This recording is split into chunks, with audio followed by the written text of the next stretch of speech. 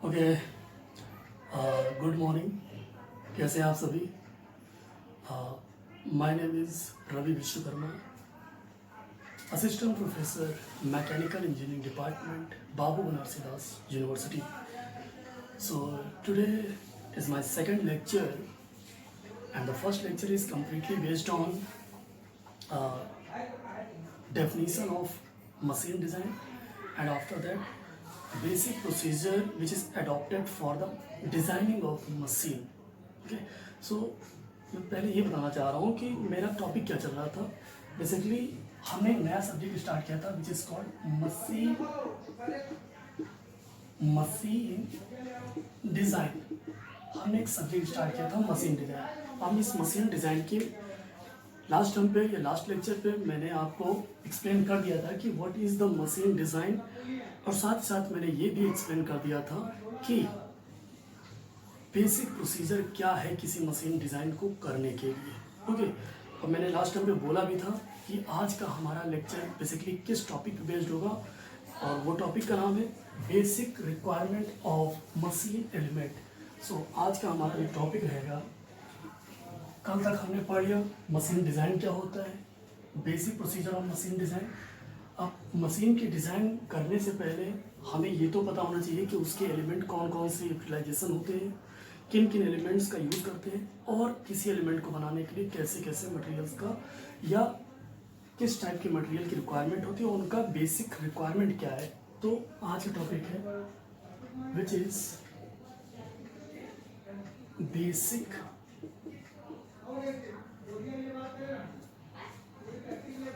Requirement of machine element.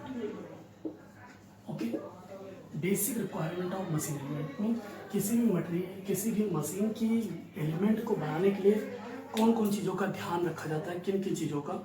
तो हमें पता है कि machine element is the part of the machine, या हम कह सकते हैं मशीन डिज़ाइन का एक पार्ट क्या है, मशीन एलिमेंट। तो सबसे पहला जो उसकी रिक्वायरमेंट या सबसे पहला जिसके लिए ध्यान दिया जाता है विच इज़ कॉल्ड स्ट्रेंथ। जो पहली चीज़ उसकी ध्यान दी जाती है, रिक्वायरमेंट होती है which is strength of machine element. Clear? तो भली भांति जानते हैं कि अगर किसी भी मटेरियल की या किसी भी मैकेनिकल एलिमेंट की स्ट्रेंथ अच्छी नहीं होगी तो वो प्रॉपर तरीके से वर्क भी नहीं करेगा।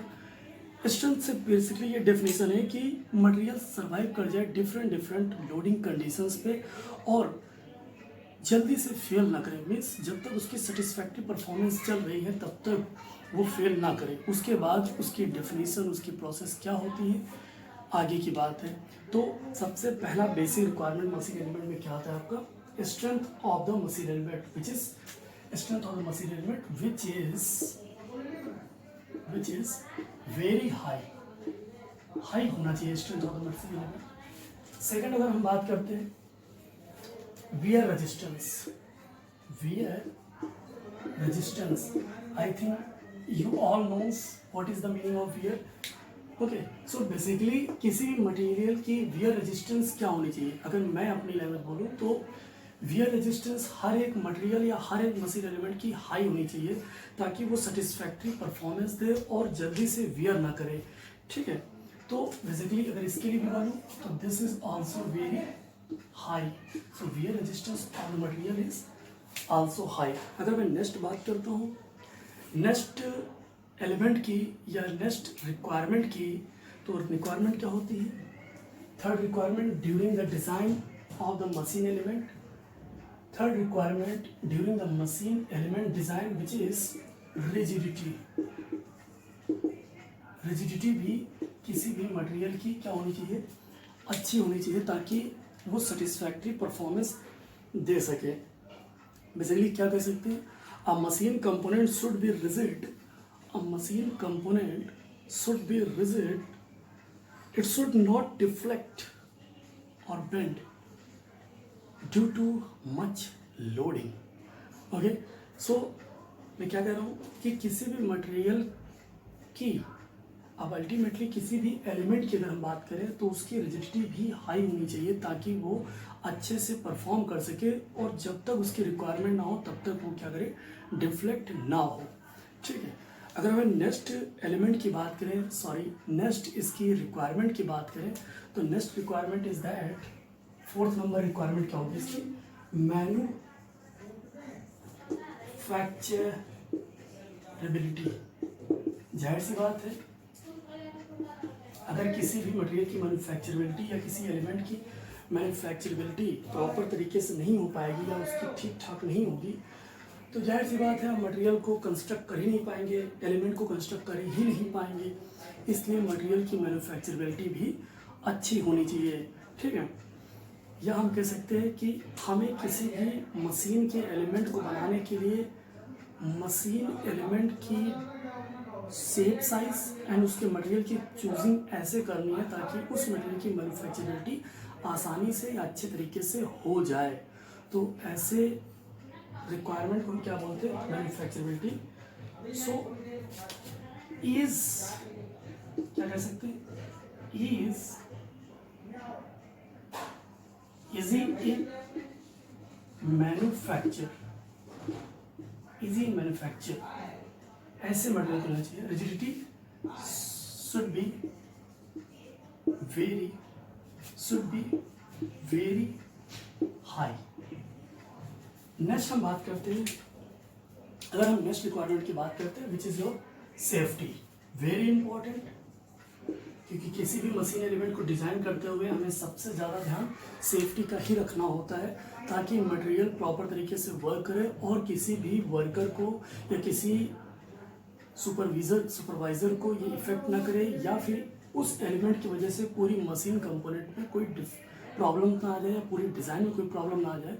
तो मुझे कुछ ऐसी डिज़ाइन करनी होती जिसके लिए मुझे सेफ्टी बहुत ज़्यादा इंश्योर करके रखनी होती है, ठीक है। तो अगर हम पांचवें की बात करें, this is safety, and safety is a very very important during the design of the machine element. So इसको एक हाईलाइट पॉइंट रख लेना कि किसी भी मशीन एलिमेंट को डिज़ाइन करते हुए जो सबसे ज़्यादा रिक्वायर्ड होता है which is your safety.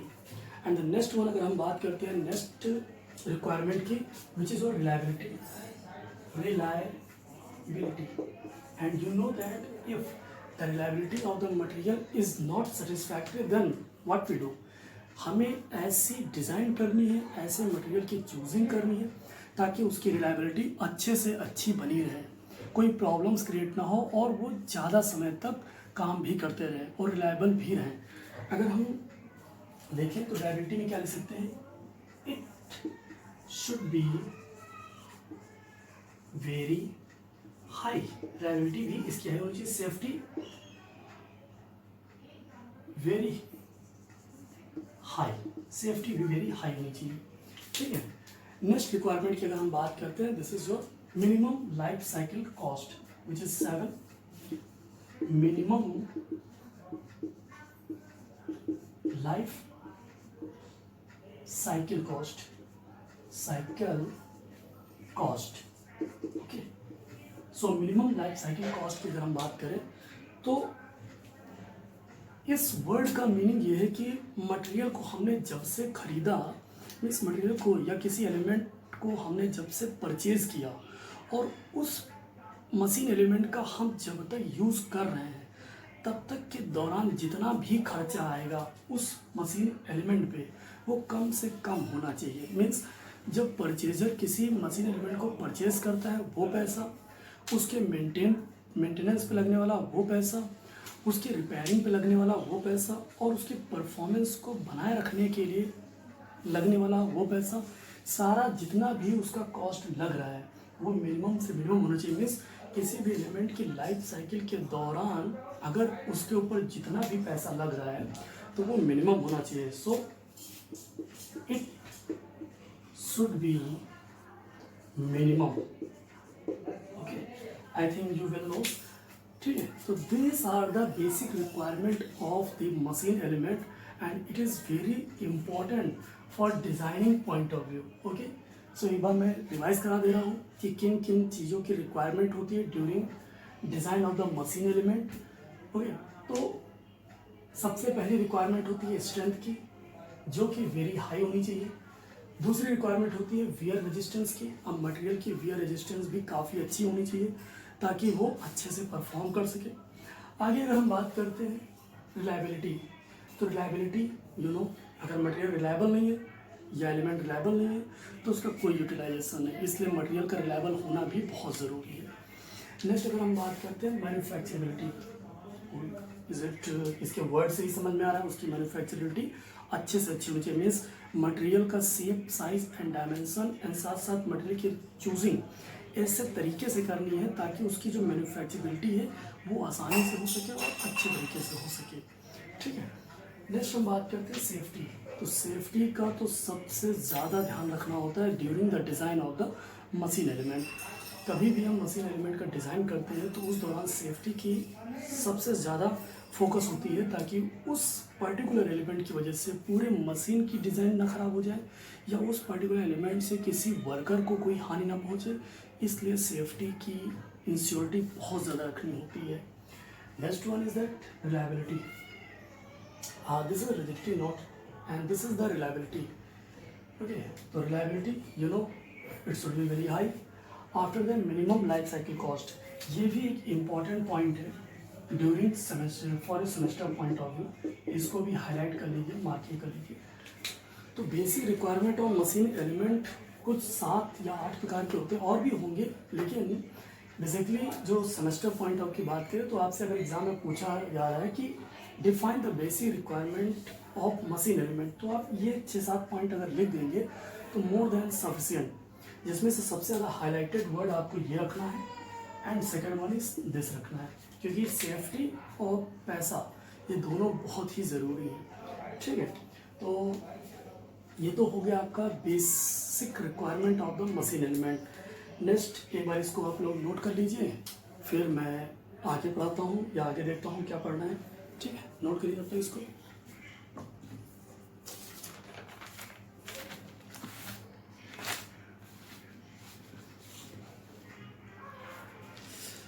Okay, I hope so आप सभी लोग नोट कर लिए होंगे।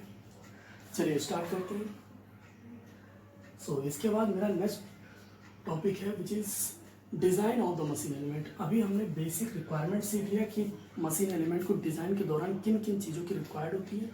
अब मशीन एलिमेंट की डिज़ाइन के दौरान हम कैसे प्रोसीजर को अडॉप्ट करते हैं, कौन कौन से स्टेप्स होते हैं, उनके बारे में समझते हैं।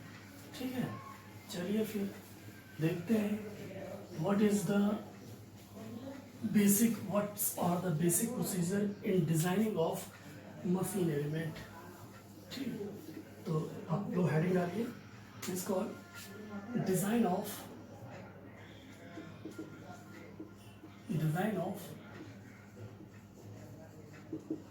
Machine element. तो during the design of the machine element किन किन स्टेप्स को अडॉप्ट किया जाता है, कैसे कैसे डिज़ाइन करते हैं, उसके बारे में हम सीख रहे हैं। तो सबसे पहला स्टेप हमारा है specification of the function. First step is, हमें लिख दे रहे हैं step number 1 which is specifications of function। Means उस मशीन एलिमेंट से कौन कौन से फंक्शन आपको परफॉर्म करने हैं, कैसे कैसे फंक्शंस को आपको उस मशीन एलिमेंट से परफॉर्म करवाने हैं, उनका स्पेसिफिकेशन आपको देना होगा। फॉर एग्जांपल उनसे आपको रोटेशन करवाना है, जैसे कि हम बात करें की is a device which is used to transmit the torque from one shaft to another shaft।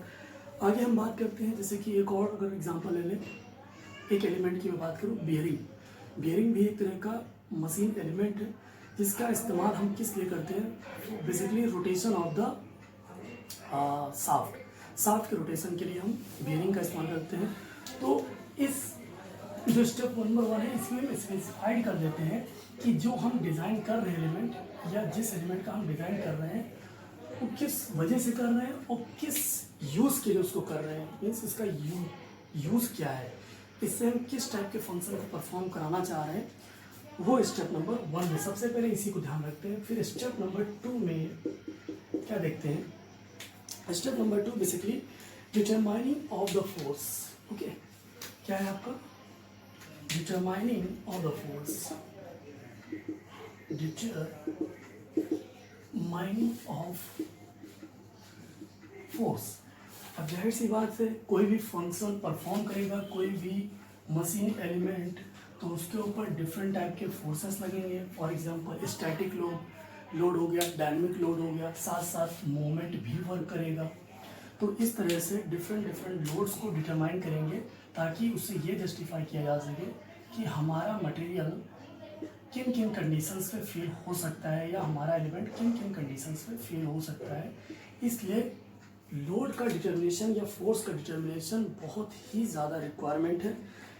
And next step अगर हम देखें, सबसे थर्ड स्टेप अगर हम बात करते हैं, थर्ड स्टेप में हम देखते हैं कि किसी भी मशीन एलिमेंट को बनाने के लिए हम कैसे मटेरियल का यूज़ करते हैं, उसके बारे में हम तीसरे स्टेप में बातें करते हैं।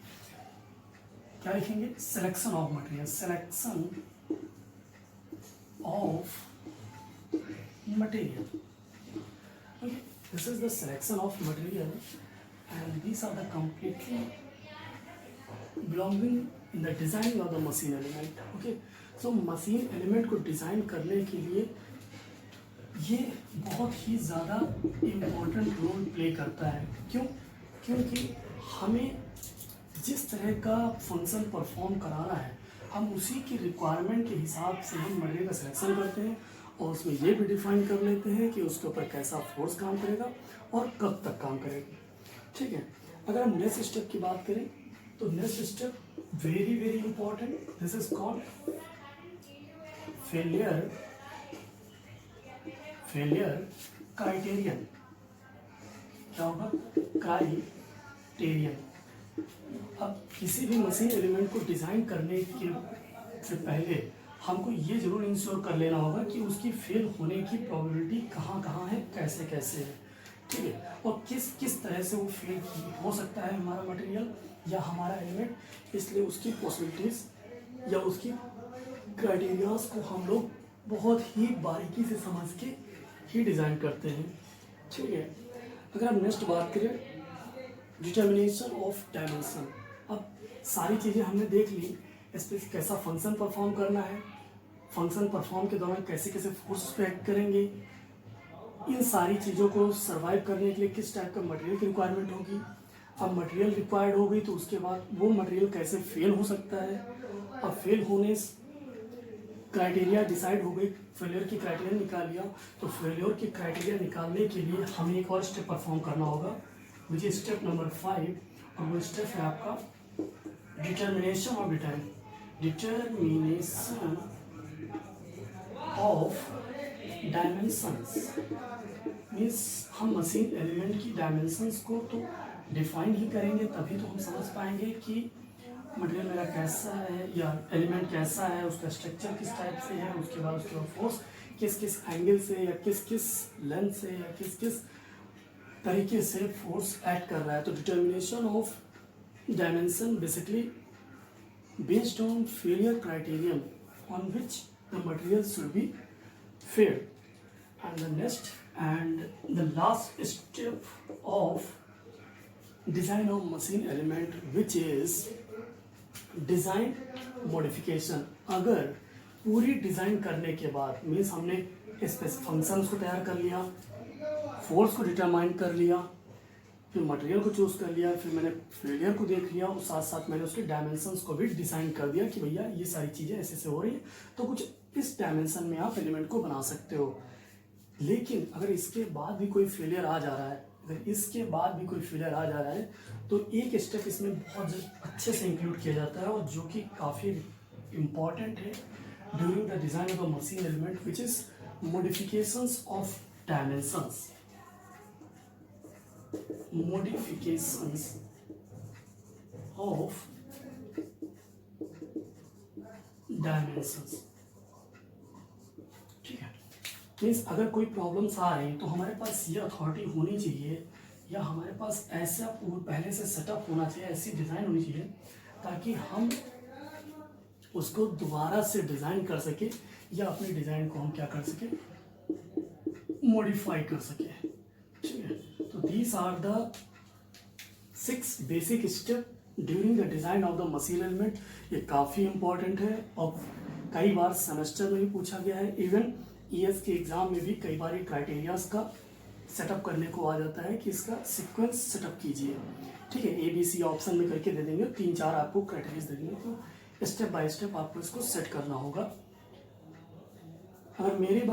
अगर मैं अपनी तरफ से हूँ तो this is very important for your semester point of view. Exam में साफ साफ वर्ड में पूछ लेते हैं कि what are the basic procedure of designing machine element. तो आपको यही 6 स्टेप लिख देने हैं।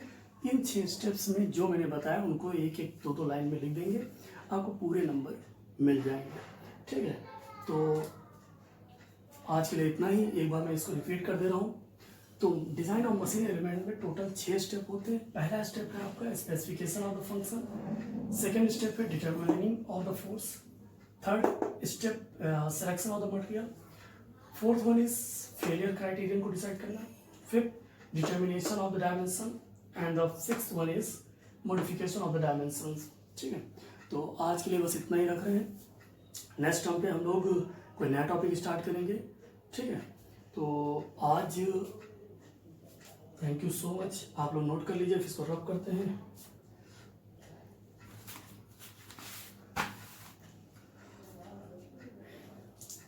ओके, आई होप सो आप सभी नोट कर लिए होंगे।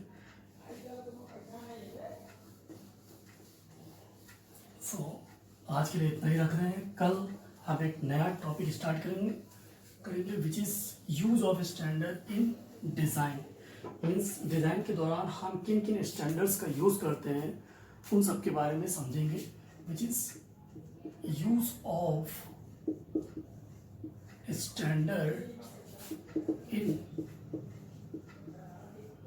डिज़ाइन।